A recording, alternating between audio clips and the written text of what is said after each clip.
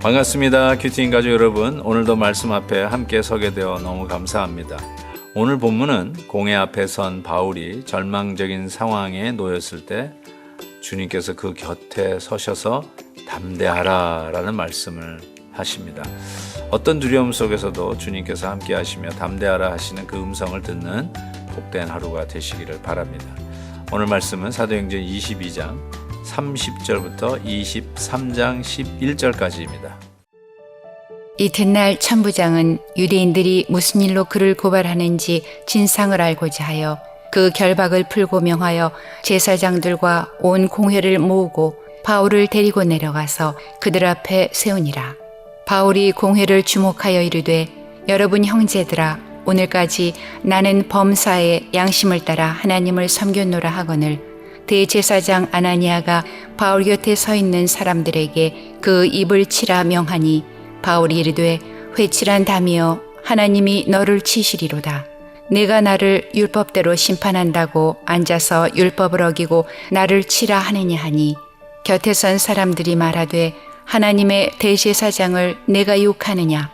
바울이 이르되, 형제들아, 나는 그가 대제사장인 줄 알지 못하였노라. 기록하였으되 너희 백성의 관리를 비방하지 말라 하였느니라 하더라. 바울이 그중 일부는 사두개인이요 다른 일부는 바리새인인 줄 알고 공회에서 외쳐 이르되, 여러분 형제들아, 나는 바리새인이요 또 바리새인의 아들이라. 죽은 자의 소망 곧 부활로 말미암아 내가 신문을 받노라. 그 말을 한즉 바리새인과 사두개인 사이에 다툼이 생겨 무리가 나누어지니, 이는 사두개인은 부활도 없고 천사도 없고 영도 없다 하고 바리새인은 다 있다 함이라. 크게 떠들새 바리새인 편에서 몇 서기관이 일어나 다투어 이르되, 우리가 이 사람을 보니 악한 것이 없도다. 혹 영이나 혹 천사가 그에게 말하였으면 어찌 하겠느냐 하여 큰 분쟁이 생기니, 천부장은 바울이 그들에게 찢겨질까 하여 군인을 명하여 내려가 무리 가운데서 빼앗아 가지고 영내로 들어가라 하니라. 그날 밤에 주께서 바울 곁에 서서 이르시되, 담대하라. 내가 예루살렘에서 나의 일을 증언한 것 같이 로마에서도 증언하여야 하리라 하시니라. 바울의 변론에 사람들이 완전히 소요가 일어나고 큰 분쟁이 일어나는 것에 이 천부장은 이 질서를 지켜야 되는 책임이 있으니까 안 되겠다. 왜 이렇게 사람들이 흥분하는가? 그 원인 파악이나 이유를 알기 위해서 공회를 소집합니다. 즉 이스라엘 백성들은 아주 특이한 민족으로 이 공회 속에서 모든 것이 판단되고 결정이 되면은 거기에 따라서 이 백성들이 안정을 취한다라고 생각했는지 공회로 모이게 됩니다. 그래서 이 공회 속에서 바울이 다시 한번 자기 이야기를 하게 되는데, 자기는 최선을 다해서 양심에 따라 하나님을 섬겼다고 하면서 말을 시작하지요. 그러나 안 그래도 못마땅해서 죽겠는데 어떻게 하든지 살려두면 안 되겠다라고 생각을 하고 있었는데, 대제사장 아나니아가 저 입을 쳐라 뭐 이렇게 이야기를 한 거죠. 도저히 듣기 싫은 말을 하고 있는 저 입을 쳐라 라고 이야기한 것입니다. 여러분, 누구의 말을 이렇게 들을 때 저 입을 쳐라 라고 이야기하고 싶을 정도로 좀 마음에 정말 상한 심령으로 이렇게 막 쏟아져 나오는 말들이 있습니까? 도대체 누구의 입을 그렇게 치고 싶으십니까? 이 아나니아 대제사장의 입장에서 생각해 볼 때는 자기는 이방인에게 하나님께서 말씀을 전하라는 명령을 받아서 섬겼다고 하지를 않나.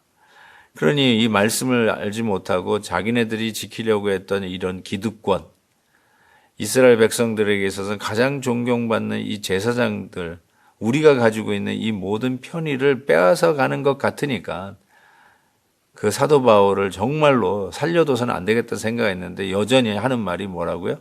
자기는 양심에 따라 하나님을 섬겼다라고 얘기하니까 그렇게도 미웠던가 보죠. 그 입을 치라라고 이야기를 합니다. 사랑하는 큐티인 가족 여러분, 이런 마음은 만약에 우리에게 있다면 철저하게 회개해야 되죠. 말씀을 몰라서 그러는 것이고 하나님의 말씀을 순종하면서 하는 자들에게 혹이라도 우리가 그 입을 치라, 여러분 설교하는 목사님의 입을 치라라고 하면은 하나님께서 기뻐하시겠습니까? 정말로 너무나도 이 노할 얘기가 아닌가 싶습니다. 그래서 정말 조심하셔야 되겠죠. 나의 오히려 잘못 알고 있는 나의 왜곡된 마음을 들여다보는 그런 기회가 되었으면 좋겠습니다.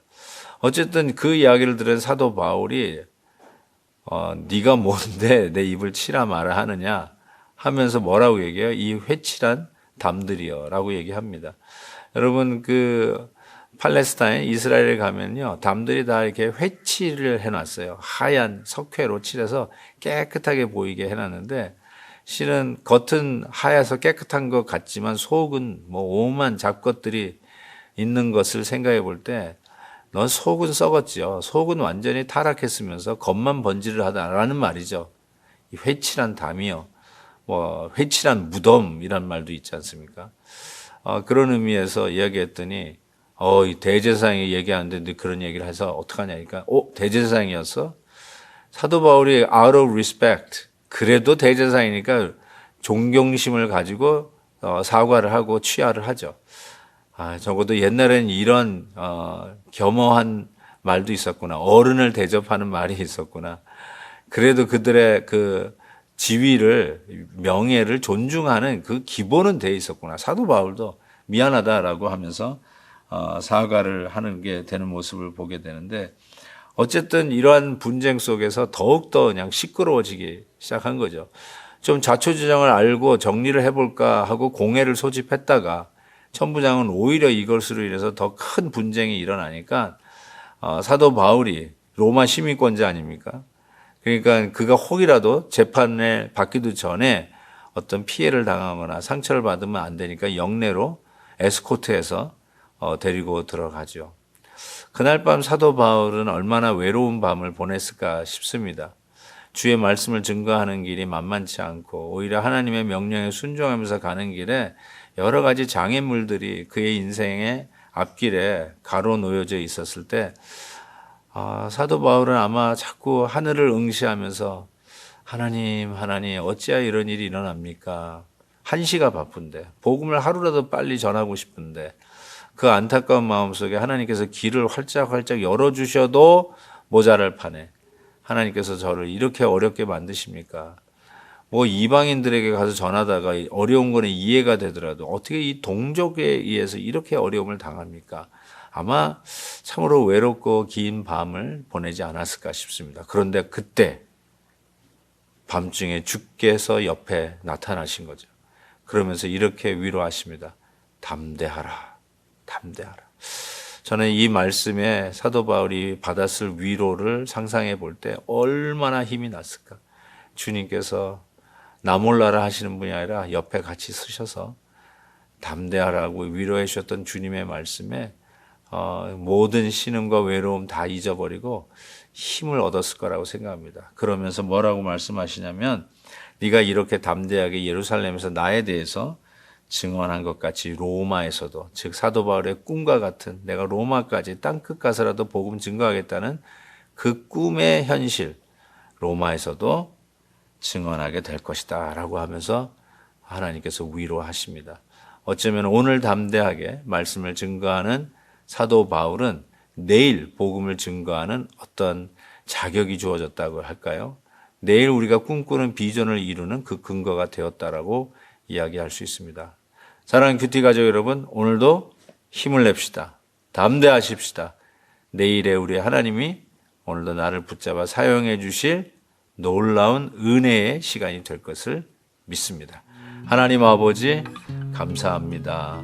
정말 우리의 삶 속에 때로는 어렵고 힘들어도 오늘도 이 밤에도 찾아오셔서 아니 이 아침에도 찾아오셔서 담대하라 위로하시는 주의 말씀을 듣습니다. 힘을 내겠습니다. 용기를 내겠습니다. 담대하겠습니다. 예수님의 이름으로 기도하옵나이다. 아멘. 내일 또 뵙겠습니다. 오늘도 김한유 목사님의 아침 영상 메시지를 시청해 주셔서 감사합니다. 큐티인 교재는 www.qtin.org에서 구매 가능하며 자세한 사항은 큐티인 홈페이지를 참고해 주시기 바랍니다.